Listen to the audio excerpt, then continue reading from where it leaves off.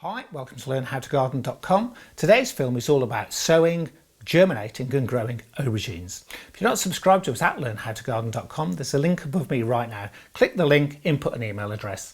You get access to our written posts, you get much longer films in much more detail, you can find out what our fantastic gardening club is all about and the superb online courses we can deliver straight to you here at Learn How to Garden. I get a lot of questions about problems with aubergines and I'm not sure why.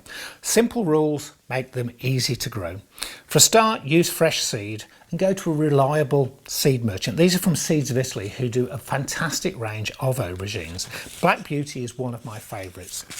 What you need to remember is they need heat to start them off in germination, and they germinate erratically. So one of the best ways is to use small individual modules to grow them, like this Jiffy 7. Reconstitute the Jiffy 7. Make sure you've got a small space in the top. Take your aubergine and you want 2 seeds. If both germinate, just discard 1. So 2 seeds into the top. You're then going to cover that with vermiculite. Vermiculite will really help the germination. If you're not sure what it is, go to the website, type in vermiculite. There's a whole post there about how superb it is for the germination of all sorts of tricky plants. Once you've popped your vermiculite on, that goes into a heated propagator at between 20 and 28 degrees. They'll germinate in about 14 days. Take them out, grow them on at about 10 degrees cooler. Once you see tiny roots appearing around the side of this Jiffy 7, it's time to pot on your aubergine.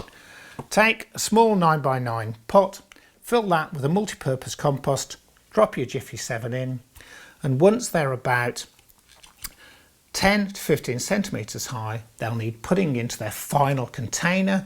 A 10 to 15 litre container with the same compost will be fine.